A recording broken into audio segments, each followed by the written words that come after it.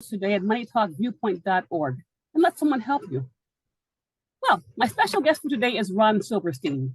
Ron is also one of our co-hosts for Money Talk Viewpoint. Ron is a certified public accountant and a certified franchise executive. And I'm going to let Ron tell you all about what he does. Ron, can you give us some insight about you and how you got into the business?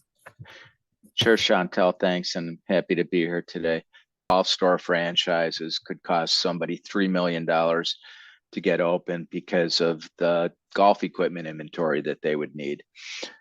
Car dealerships, you've got car inventory, hotels, if you're opening a new hotel, you've got all the furniture, you've got everything involved in building out a hotel.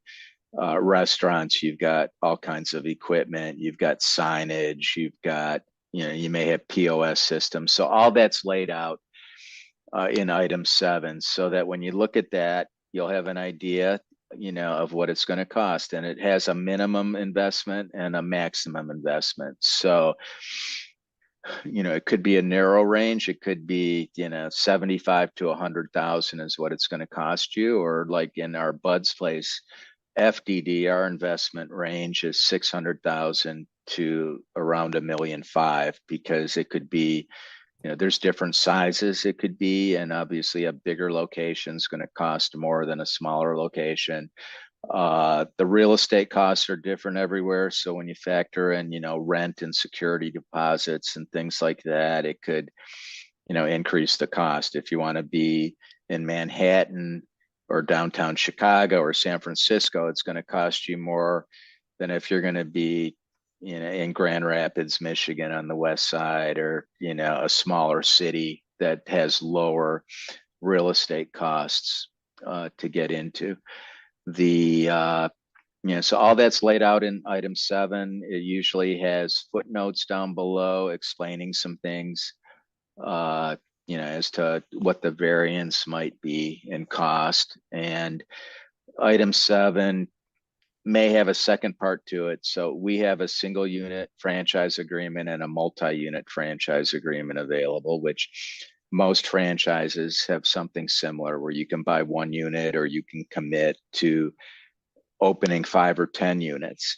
And so it'll have a second table if they have a multi-unit agreement available that shows the additional costs if you're doing a multi-unit.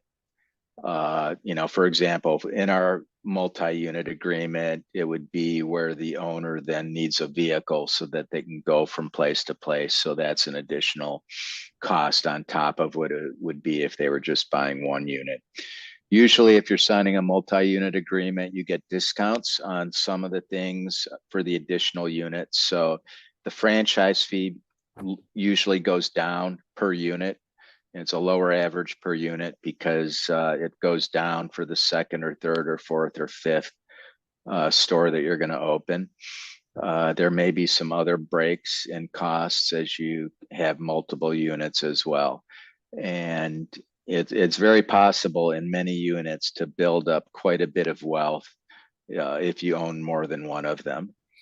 It also, because at the beginning we talked about the 3 different types of people or businesses that get into franchising.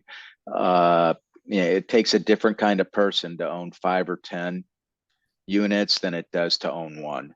If you own 1, you could be there every day and be the main person running it, or have a manager running it. If you have 5 or 10, it may be that you have one general manager managing them all, or you're managing them all, with different managers, different general managers at each location. But it takes more business expertise usually to have multiple units. But they're usually more profitable than just having one, because you can combine some of the costs, you can combine advertising. There's a lot of synergies there. If you have 5 or 10 restaurants within, 20 or 30 mile area,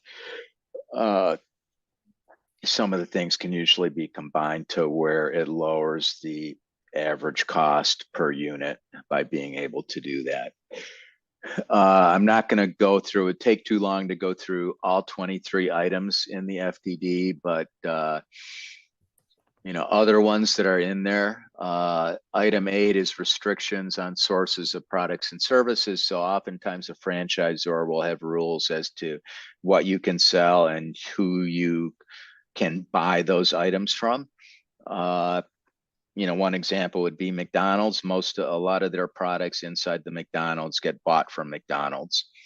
They have their own farms growing their own tomatoes and lettuce and cattle for the hamburgers and potatoes, for the fries. So some of these systems, you're buying a lot of the products from the franchisor. Some systems will have specific vendors that you have to buy your products from.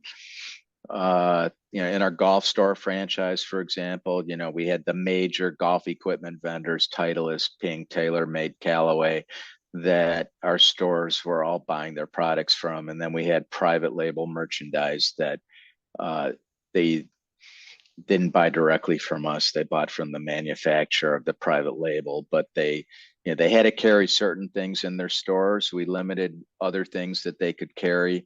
Anything, and this is pretty common in most franchises, anything you want to carry that's not on their normal list, they have approval rights. So they have to okay it, so let's say you have a McDonald's and decide, you want to sell pizza. Well, they're not going to allow that, but if they did allow that, they'd have to approve the vendor, or if you had a better tomato guy than what they have, and you could get them cheaper. You go to them and say, hey, I want to buy my tomatoes from this company, and they'd give you a yes or no as to whether you can do it or not. So they've got restrictions on that. They've got sections on the franchisor's obligations and the franchisee's obligations. So it'll say what the franchisor has to do for you, and it's usually pretty limited. And then it'll say, what you have to do and the rules for you running your business, that you have to be there all the time or most of the time, or you can run it absentee and have a manager. It'll talk about advertising, social media, different things that you can do or not do. They've got a section on territory, so it'll define your territory if they have one. It might be just your actual footprint of your store. It may be, set by so many miles. You might have a 5-mile territory that's a circle basically with you in the middle, and then it goes out 5 miles each way. It could be based on population. You could have a territory comprised of certain zip codes, things like that. So it tells you what your territory is. In the FDD, it tells you there's a section, an item about trademarks. There's an item about other intellectual property. The franchisor may have patents, copyright. So it lists out the different things that you have the right to use. Because basically what a franchise agreement is giving you the right to use their name, use their system, use their products, and operate in a certain way to enhance, their business and your business. They'll have, I already talked about restrictions on what you can sell. There will be another section on the length of the contract, whether it can be renewed or not. So typical would be 5 or 10-year contract with a few renewal terms. At the golf company, we had a 10-year contract with a 10-year renewal term. At Bud's Place, we have a 5-year contract with 3 5-year renewals. No, wait, no, I was wrong. We have a 10-year contract with 2 10-year renewals is what we have. So, so that'll be laid out in the FDD. They'll have a section talking about whether they use any public figures in their franchise on the advertising side. And, an example of that would be, Subway has a lot of celebrities in their commercials. They've got basketball players, football players, gymnasts in their commercials. So they would list out the public figures that they use. Shaquille O'Neal's involved in some franchises, so the ones he's involved in would list him as a public figure that they work with. And it's really just informational for the prospect. They will have item 19, and this is a big one, which is financial performance representation section. So when somebody's looking to buy a franchise, one of the most important things for them in making a decision on that franchise is how much money can I make? And so there's an item in the FDD that talks about that. Or may not talk about it. About half of the FDDs out there right now from franchisors have a financial performance representation in item 19.